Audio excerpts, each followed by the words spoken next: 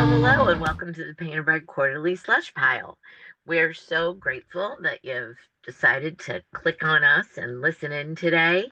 Um, what we do is discuss submissions to the magazine by reading poetry aloud, sometimes fiction, and discussing the work right on air. So basically, you're invited to the editorial meeting.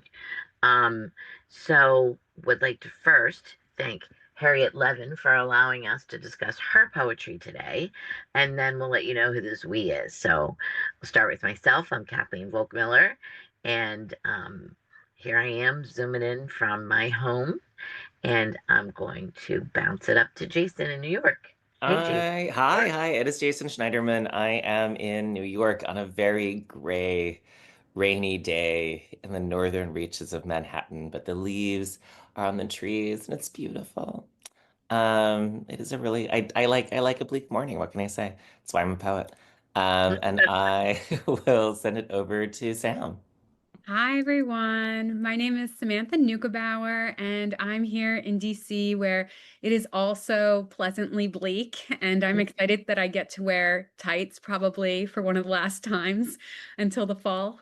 I'm going to shoot it over to Lisa.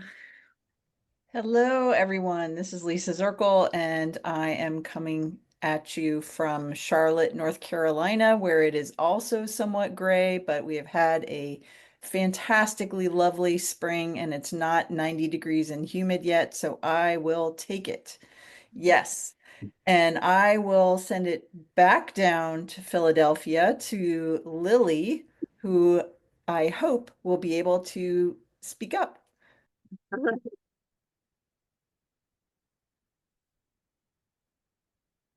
Jodi can say hi first. Sure. Hello, I'm Jody. I'm at home in Philadelphia as well. It's also very sad and gray outside here.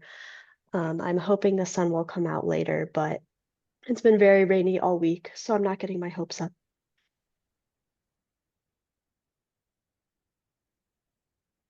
The sun will come out tomorrow. Bet your bottom dollar that tomorrow. That's Jason bringing you the Broadway cheer. Before we get into the other kind of lyric composed Jodi, for the spoken voice in poems. Jodi, darling. I don't mean to publicly embarrass you, but are you like in a down mood? The weather's been gorgeous.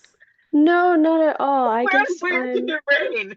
it's very dreary outside right now. I guess it was pretty nice yesterday. Yeah, Um, the day but before and the day before, you poor little oh, Jodi. that's true. I'm now picturing like a cloud No, over I your think head as they move through the world. I'm thinking of Friday because I had an event for a club that I'm in. Not really an event, but we were trying to film something outside and the weather kept screwing us over. So I think I'm still thinking of that when I look outside and I see that it's raining. I'm just Yeah. reminded. Okay, good. But it was pretty nice over the weekend. I did go out quite a bit. Oh, good, good. Um, yeah, I think the upcoming weather is terrible. That might be what's in your head as well. Um, I think that our sound engineer is um, run into the office already with us, already having everything good to go, but we'll just say hi to Lily later. Hi, I'm right here. Oh, you I got raptured. I got are. raptured. Oh. I finally appear graciously into Drexel University here in Philadelphia, and as I am now recording the Zoom meeting, everything falls apart. Uh, Thankfully, though, I am here, so that's fantastic. that is, Anyway, We're pretty excited about it. yeah, yes. absolutely. Very grateful that is cooperating this time. Here on our, as we said, very dreary Wednesday morning. Hopefully, looking forward to some bright futures, not necessarily with weather, but just in general for the whole week would be awesome. And I'm in good spirits. I got my car fixed after a weekend of torture of not having any wheels and mobility. It was very unfortunate, but we're back. We're at it. We're going, and we're yeah, we're ready. We're ready to start the day. Right. All right. Well, I'm ready to start the discussion of this poetry. Um, we have three poems, as I mentioned, Harriet Levin, and we're going to start with Let Yourself Go. Who would like to read? I can jump in there. All right, then. No one even has to volunteer me. I'll Not just, even Valentine. All right. all right. Let yourself go. Like ginkgo gunk that sticks under everyone's shoes. Like the rips in the Monstera plant's leaves, like Swiss cheese. To see the art in the Frankétienne painting above the couch, the one I looked at and looked at without moving, the day I found out about my brother's suicide. And Frankétienne, all shirtless and sweaty, in Port-au-Prince 90-degree swelter, led me across splintered boards to the cool, dark storage room where he stacked his canvases. His depictions of spirals, encircling spirals, doubled over sidewalks, schoolyards, no less violent in the aftermath. To just lord the bookcase like the velvet-leafed philodendron, cascading its beauty, touching the spines of books it will never read, collecting them only to have them, what the Japanese call tsundoko, letting even the mail pile up, the bills, the birthday cards, the catalogs, the medical reports, the mail slot so thick with envelopes it gets stuck. No one's hand can reach through. I don't want to. And it isn't that the news is only bad. Sometimes it's glittering, jeweled like a butterfly's wings having alighted from continents away, which is how I often sense anxiety fluttering around me, to merely take up space, or even a corner, like the lamp with the broken circuitry, the not-so-current charge, its trapezoid shade torn where it hit the banister and split. I merely turned it to face the wall, so no one would notice. Good as new, I stupidly pronounced, even while my niece cried in my arms, and once again, after her surgery, bruised and blue, when I should have just held her and wept. To not insist on standing upright, but to slant like the roof, to weather like bricks, to remain undone the way the column on the second floor of my house is only half-tiled in mirrors. The Sagrada Familia's rib vaults breathing in smoke, saving it from collapse during the Spanish Civil War. Flying buttresses. The buried underwater system that triggers a tsunami warning, sending so much love. The driveway needs sweeping. My plants need watering. I tend to forget, falling into sleep, tungsten heavy, like the scantest drop of Hasmonean oil to endure. Thank you. Thank you. Thank you, Jason. Beautiful reading, Jason. Thanks. It's really nice to read. The syntax and the way the syntax works around the lineation is really wonderful. There's a propulsion that kind of keeps you moving through the poem, and it's juggling so many different things. Mhm. I kind of did want the painting to come back, but yeah, like it just manages to keep so many things going in the poem without ever over explaining. Also, with kind of like leaving like a kind of open-endedness to a lot of the stories as they kind of weave into each other. Mhm. Yeah, it reminds me of poetry by Alice Notley in that way. Like the narrative can hold a lot of different strands at once. And I think that's so interesting with the plants and how that is also kind of echoing the kind of unruliness of life and what the spirals and what all this is talking about here.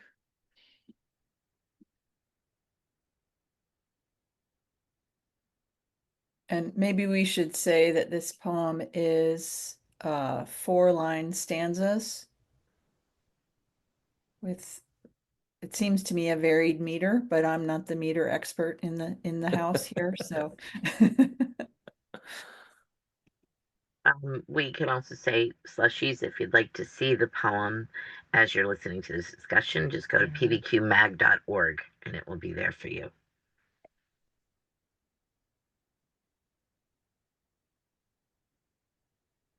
Yeah, it usually sticks to a 3 to 4 stress line, although sometimes it actually kind of extends to 5 or 6 stresses. That's how I would describe the lineation or the structure of the line itself. But there's not a metrical regularity. Mhm. I like coming back to the title after getting through all of this, you know? Um,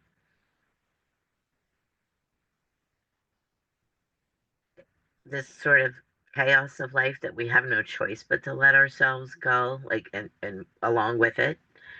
Um, what do you guys make of my brother's suicide being referenced and then not explored? Do you? Well, I like the painting. I was kind of expecting that to come back. Mhm, And I wondered, there is a point later in the poem, good as new, I stupidly pronounced, even when my niece cried in my arms.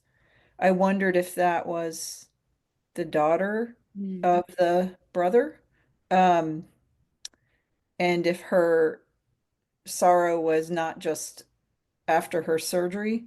And I don't mhm, know if I'm trying to make a story of it and connecting right. things that don't are not meant to be connected, but I was trying to make a narrative out of it.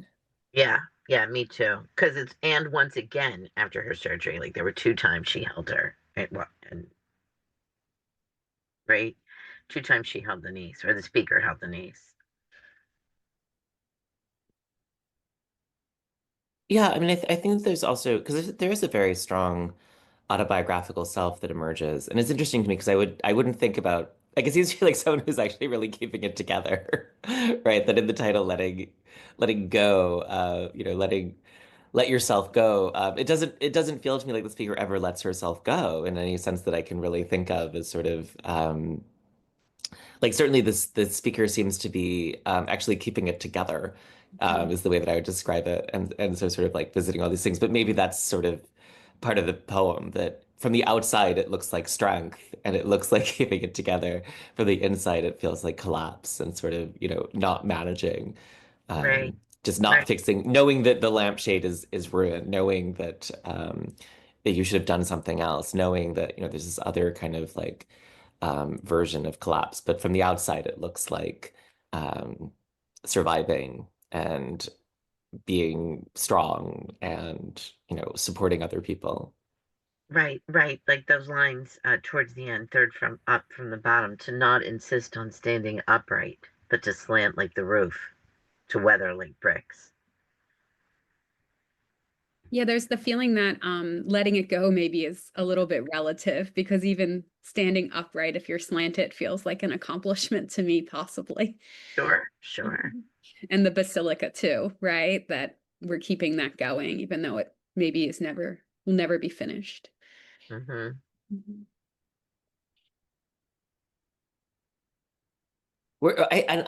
I will say I was not familiar with any of I don't know the painter Frankétienne. I don't know the Sagrada Family.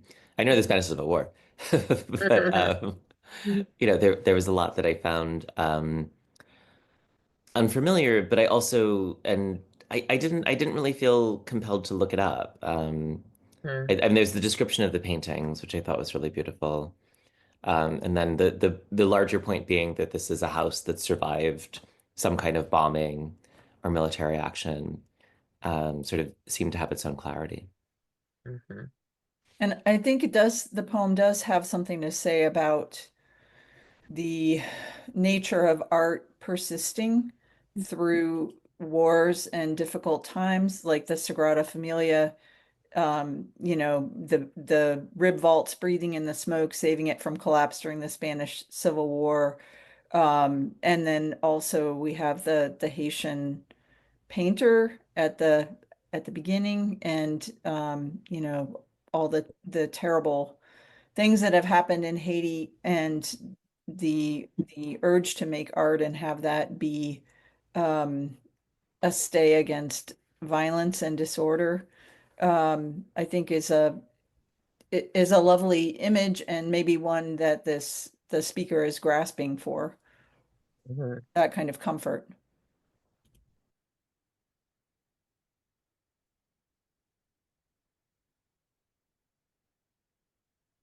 Does anybody have any problems with anything here?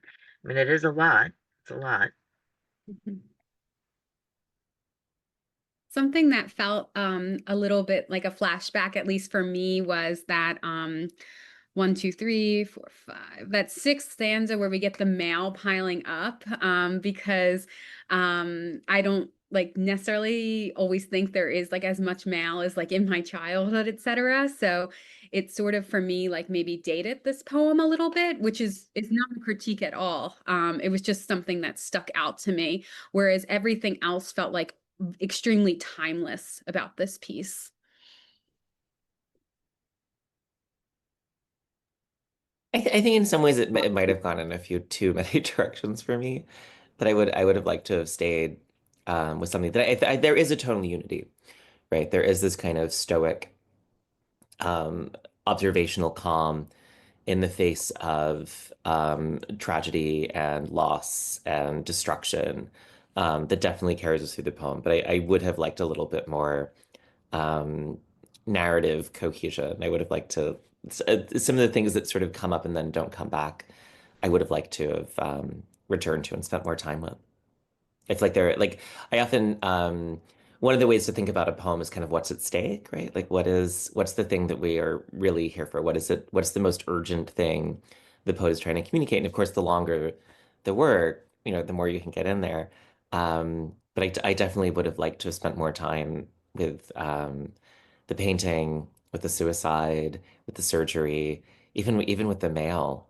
Um, I mean, that's so fascinating, right? Because like if the mail is building up, then either you're not there or you're not clear or you're not collecting it, right? Like that you're watching all of this stuff come in. And so there are so many like valences of these things that I would have liked to have like a little more um just time with. I just want a little more I mean I loved all of the images so much I wanted each of them to kind of get a little more room to breathe. Mm-hmm. Mm-hmm. I agree, Jason. I some of these ideas are so fascinating, like the Japanese term about collecting the books that you'll never read. Um, and I love that image of the philodendron almost anthropomorphizing it with touching the spines of the books. Um, but I think that is a little different than the idea of creating art as a stay against disaster and chaos. Um, and I think I would have appreciated a little bit closer focus on that, which to me seems to be the propulsive um, image driving this poem. Um, Maybe if we had a few less stanzas and kind of honed in on that idea of what do you do in the face of disaster?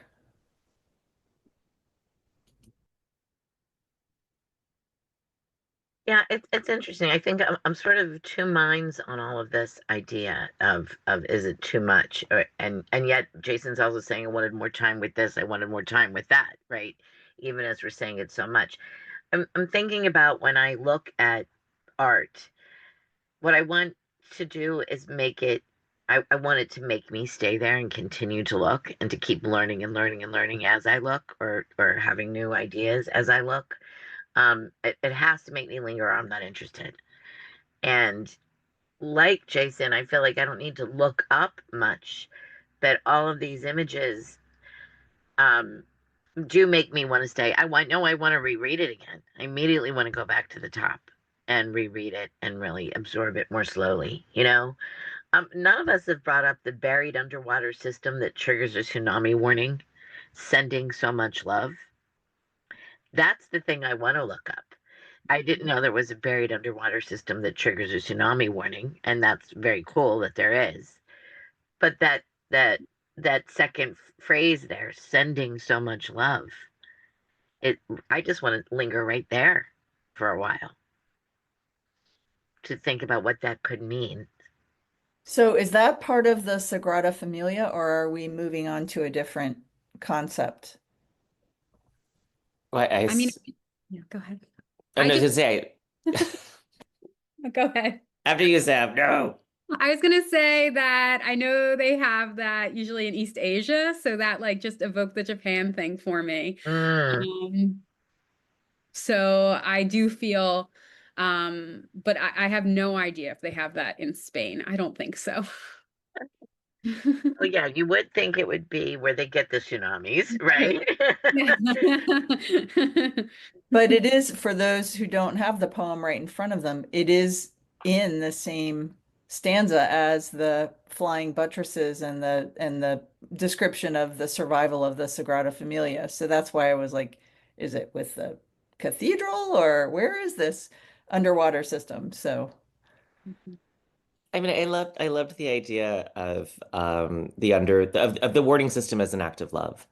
That every, like every fire department, every early warning system, every storm tracker, that these are all acts of love to save people from disaster. That like every one of these kinds of, and to me it was interesting because like this is often right, the image of human collaboration, and I think this comes from Ingmar Bergman, mixing up my Bergmans, Ingmar Bergman, the filmmaker, that of the cathedral, right? That someone starts a cathedral and it takes generations to complete, and no one who works on the cathedral will ever see all of it or ever see its whole completion or process, and that there's this kind of faith that the human community can actually finish this project.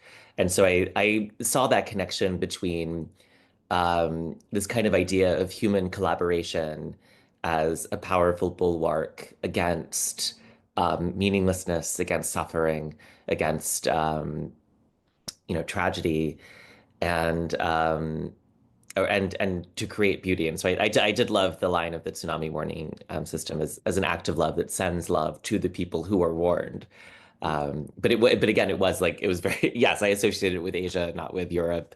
I think of it as, it felt like another one of those things where like the the poem has a kind of pinball effect where it's kind of trying to bounce in all of these different ways. And so it's possible, I mean, the question is, do we like being bounced in so many places, or, do we want to stay home and kind of focus on a single or a few interconnected concerns, images, questions, feelings? And that also makes me think about maybe we're meant to evoke like more the Haitian revolution rather than like Haiti of right now. And like that would also be like overthrowing colonial rule, kind of like sending love forward. Like a lot of people will die so the future can have, democracy and not non-colonialism. But that's me reading into it probably too, or trying to connect these things that I don't necessarily think are ribboned together or kind of made together by the title. I think that if I had any critique of this, which I really enjoy this poem and exactly like Kathy, like want to read it and want to go through it again and again, it would be that I think the title could have done a little bit more work for us if it was going to be so kind of loose in its connective tissue throughout.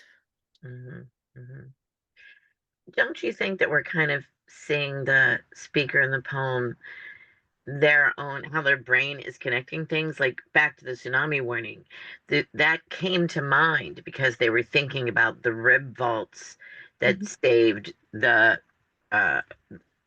it from collapse during the Spanish Civil War, right? So then thinking of another way that people are saved. I feel like I'm watching the brain ping pong or pinball. Yeah. Yeah, absolutely. Yeah. We do have two more. I'm wondering if you believe that you're ready to vote, group. Yeah. I'm nodding as though the Slushies can hear me nod. But yeah. All right. Well, let's do it. 1, 2, 3, vote. Oh, sorry. Sorry, Slushies. I have things in my way. Oh, It's in. It's 3-2. It's in. Yeah. Oh, was I not supposed to announce? Am I not supposed to I'm announce? so bad at math, I could barely count thumbs. I could barely count thumbs, but all right. Okay. Jason gave us an Wonderful. extra peek behind the veil today. Sorry, yes. Yes, it's a good thing we have an odd number. Yeah, yeah, that's why I was getting confused for a second there. Okay, how about administering care? Mm.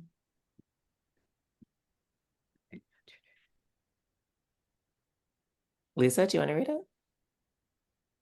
Could I ask Sam to read this one? Would you Sure. do that, Sam? Thank you. No problem. Okay. Sending so much love. A morning of playing with colored ping pong balls, with the baby and sweeping leaves off the patio. From storms moving across the country like pets in cargo. The baby is too young to recognize his face in the mirror. He points and stares at his reflection as if it were someone else's, limply at nap time before collapsing into my arms, and the wind, already gusting, sounds so torn. I fall in love with its sheer force, so determined. It's knocked down a neighbor's tree. The limbs are sprawling. The roots are curly. From here, it looks like a crown of hair hissing with 1,000 snakes, a Medusa, lying at the edge of the pool, thirsty, hunched over, administering care she could never ask of anyone, because we were taught to turn before she changed us into stone. The kind of care a woman on the street last night asked of me when she gripped my arm, for help getting across, the naked feel of her fingers against my skin, both of us shivering, the traffic loud and unslowing, and when we got to the other side, she wouldn't let go. Besides the movement of the planet, which is impossible to stand apart from, everything felt knitted together, like it was recovering from being unraveled. The first time the baby noticed sunlight reflect off his toy guitar and spin off the wall, he stumbled backward. So I grabbed him and showed him the patterns light makes, in this case, a moving circle, and how when we see it, we're stuck, like a clock facing arriving at the hour, a feeling so precise we are in that moment. Both the rumble and the cuckoo. Cuckoo. Even so, at the reservoir, mergansers in large flocks bring him to tears. Don't be afraid, I try to offer. Fear is only a perception, as remote as the Orion constellation in the winter sky. His sword attached to his belt, the star Alnitak on his right, 800 light years away, Alnalem on his left. I find courage to parent. The baby's long black lashes lengthen my vision, because all is the tallest palm, trees in the need of manganese, like strangers, sitting at the same table, on the same screen of God's baby monitor, nestled inside crib bars, sleep settling you down. Thank you, Sam. You're welcome. I love God's baby monitor. That's such a beautiful image.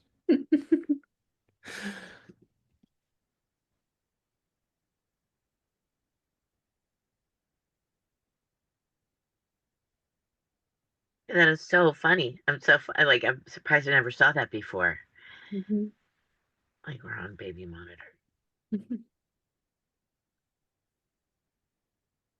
So Yeah, oh, sorry, sorry. Jason. While we're processing this poem, I guess I'd like to say this is also in 4-line stanzas, similar to the first poem. Yeah, I was going to say that I really love tracking the way the baby is experiencing the world.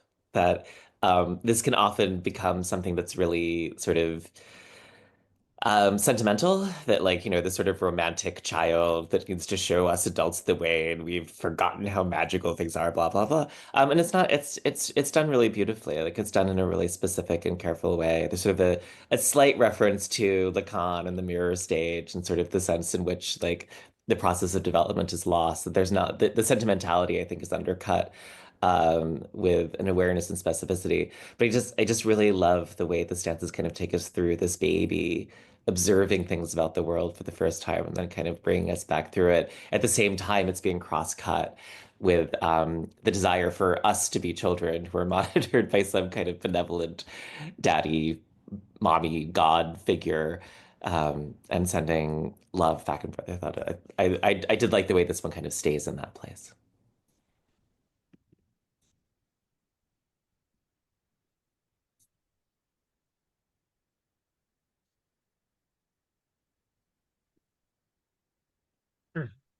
Sound of thinking. That's what you've got going right now, Slushies. Don't panic.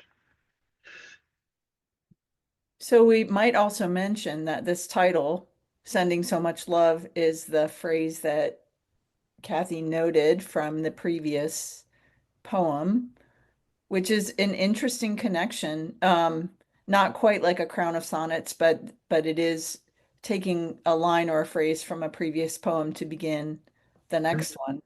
And administering care is also here, right? So she did link them with And picking. the end of the final poem, I mean, the previous poem talks about the driveway needing the leaves swept off it. And this one starts with sweeping leaves off the patio. Oh, yeah.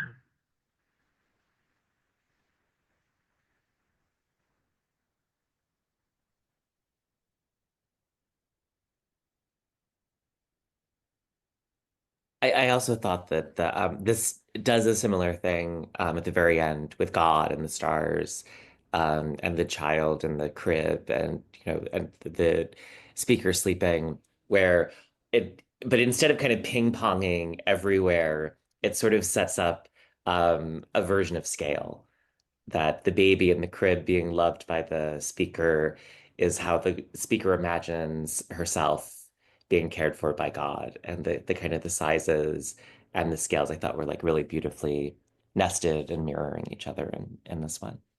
Mhm.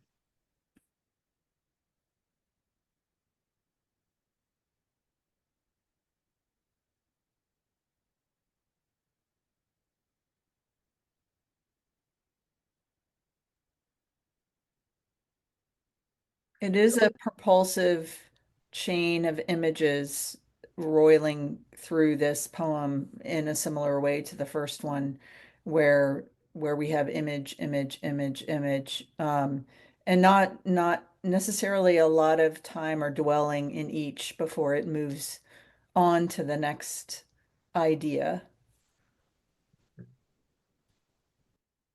Don't you think, though, that this one is more like looped in? Everything is far more knitted together, I feel, in this poem than the last. It feels so much more isolated to me, like the experience of her and the baby, even though we are like pointing fingers towards the cosmos, etc.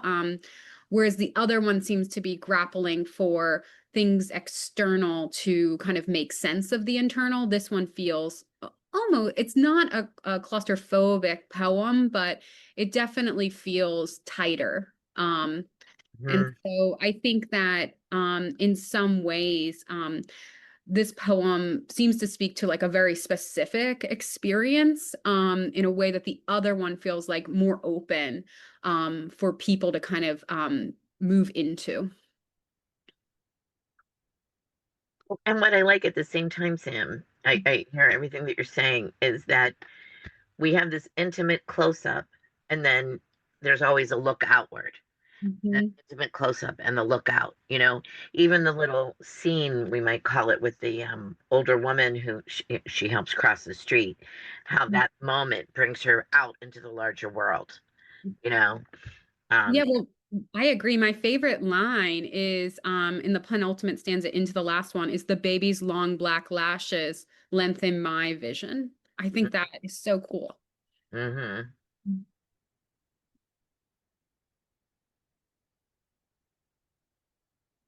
Yeah, really, that might be the message of the whole poem in a way, right? Mhm.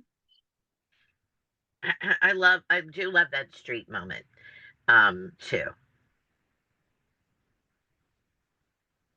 Yeah, and that one does both move inward and outward, because you have the very nice embodied moments of it, Hmm. um, with the woman asking and gripping my arm and the naked feel of her fingers against my skin, both of us shivering. Um, I thought that was interesting that and that she wouldn't let go. Hmm. That you have how it feels to the speaker, but also the care of this specific woman and all the street sounds and the city in its motion around them. Mhm. Yeah, Hmm. and it's difficult for me not to think of like Klimt's The Three Ages of Women, that painting where you get, the elderly woman and then the younger woman, and then the child who I sometimes think of as a girl, but I think could also be interpreted as a boy. So it's interesting to see those three stages in this poem. Yeah, yeah. That little scene isn't in the house with them, but I think it's really important, to the poem. And I love right in that moment with that woman not letting go. She has this moment of everything felt knitted together, Mhm. the connectivity to the rest of the world in that moment and the earth itself, right? The movement of the planet, which is impossible to stand apart from, like that move.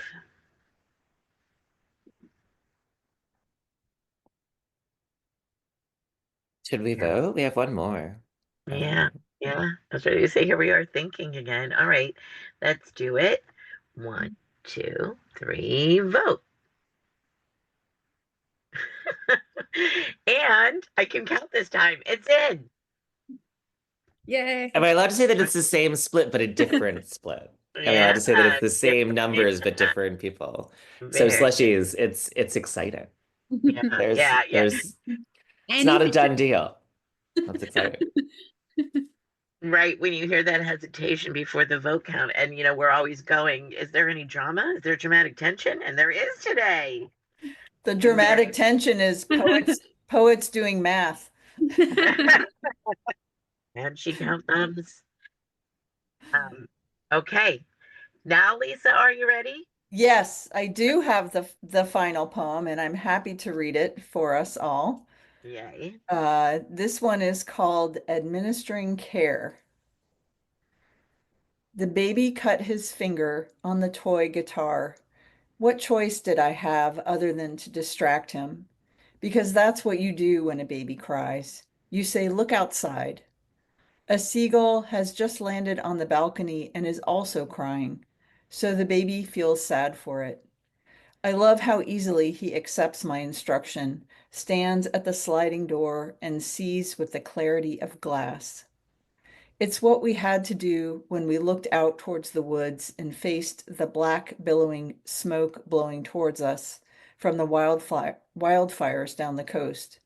And here we are, having fled to Laguna, sitting on the floor of our hotel room, reading Where the Wild Things Are, when the sentence, "The walls become the ocean all around," jumps out as if lifted on a monster's shoulders above the swelling Pacific, meaning we can't escape it. Neither skin nor sand will ever seal over what fire exposes. Scars like the parents' voices, my father's avoidance. It's nothing, he'd tell me, while the watch duty warning is dinging. Stop staring at it every 5 minutes, expecting me to be like him and just go on looking away. And for most of my life, I could not drift out from his moonless nebula, clouding, bursting, deadening my skin. And then the baby who has not yet learned heartlessness just sticks his two hurt fingers in my mouth like kissable oars. Thank you. Thank you.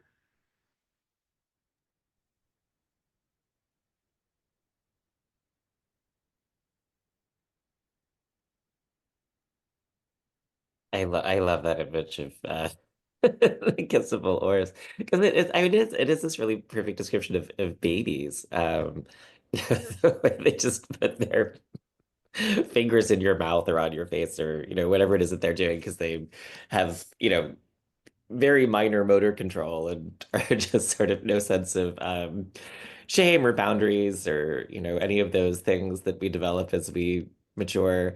And I just thought the description of distracting the hurt baby who then sticks his fingers in your mouth is just I was sold. It felt like a real baby. I mean, it felt like love. It felt like caretaking.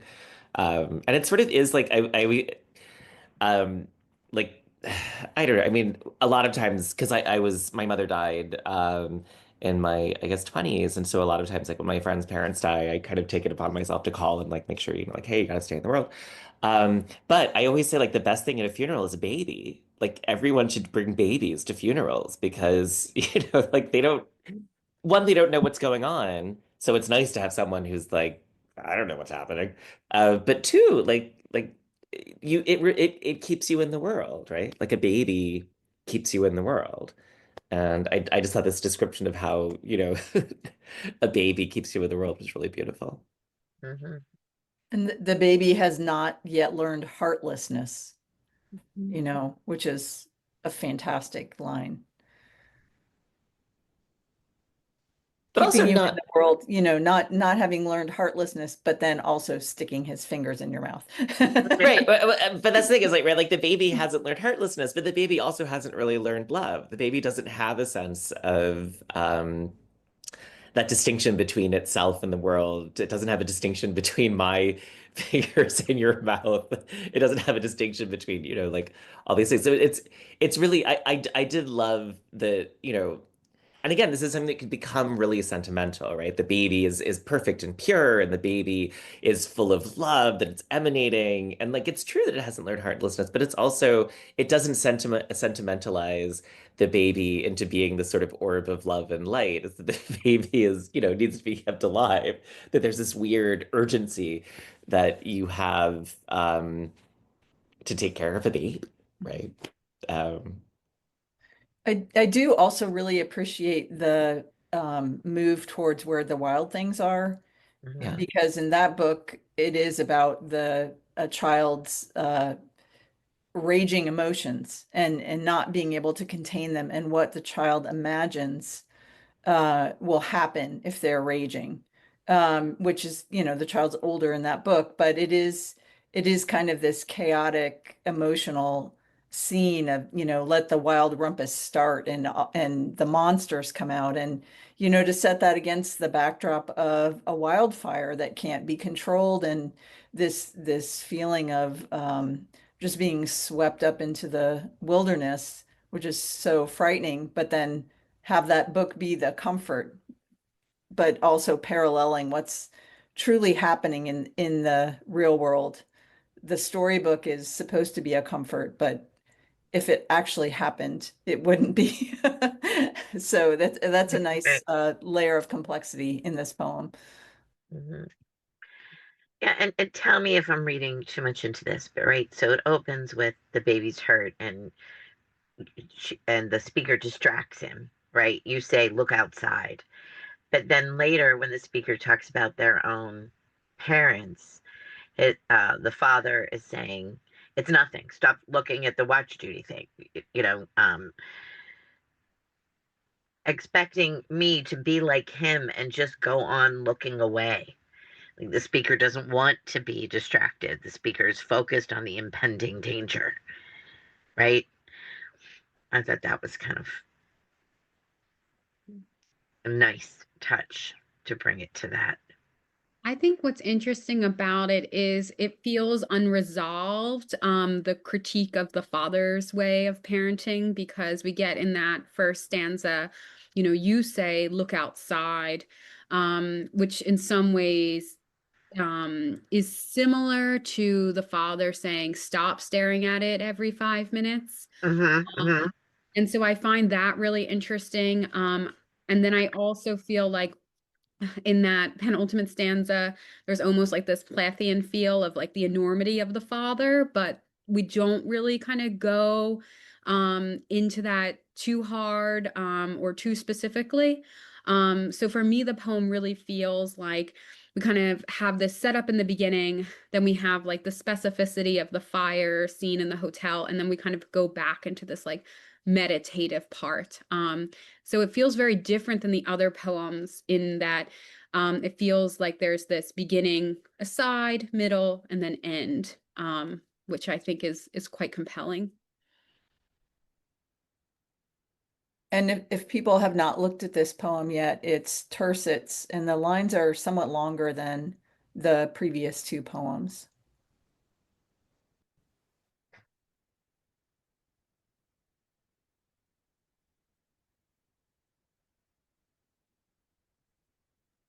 I know it's sort of unfair to compare poets to their own work, but I did feel like there was something interesting about it sort of expanding horizontally while it shrinks vertically so that we can kind of stay in this kind of one narrative moment.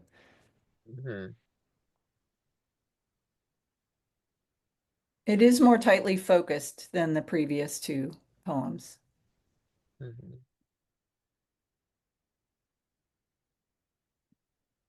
What do you make of the choice of oars? Like, so the very last line is 3 words, like kissable oars. Why are the fingers like oars? Because you OA. row your boat ashore. Because you're on the ship of life. The Mhm. oars are what you use to propel you forward. I Mhm. thought it was a beautiful image. Yeah, I mean it made so much sense to me that the the fingers are oars and they're sort of propelling you Yeah, forward in time and space.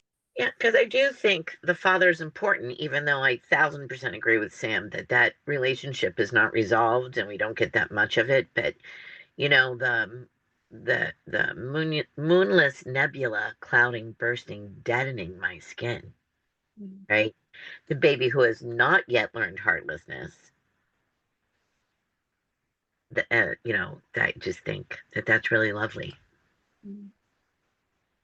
That the baby helps her, right? Well, and they are, lost in this world where, the present um, combines with the world of the book. The walls became the ocean all around, jumps out as if lifted on a monster's shoulder above the swelling Pacific. So they're kind of adrift in this violent ocean, and to have the baby be the one who has the way to steer out of it is a lovely image. And it's almost as if by administering care, um, that's how they're holding on to each other, they're saving each other in the end.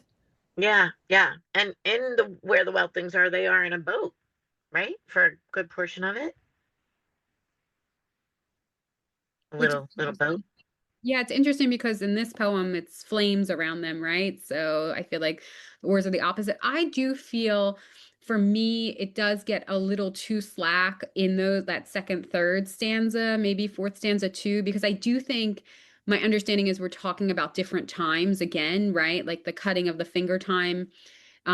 It's what we had to do when we looked out toward the woods, I think is maybe a different time. And I might be harping on this a bit too much, but I feel even based on our discussion, we're much more attuned to the kind of the second half of the poem. And some of those early stanzas feel like a little bit for me slack.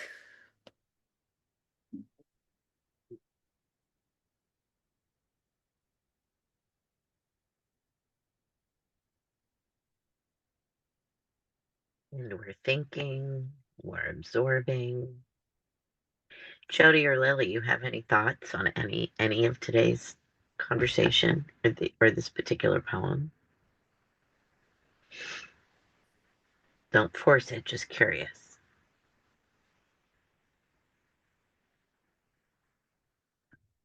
Okay, guess not. Are we all ready to vote on this one? Okay, let's do it. 1, 2, 3, vote. Thumbs. I think we should make a noise when we throw thumbs. Thumbs. There we go. And it's in again, 3 for 3. All right. Uh, Thank you again to Harriet Levin for letting us discuss these poems. Thank And you, Harriet. Congratulations, Harriet. Oh yeah, yeah, 3 for 3. That's a 3 for that's a good 3. track record. That's good. You Yeah, can't do better. yeah. And there You was could go lots 4 for 3, but that would be, I don't know, that's impossible. of.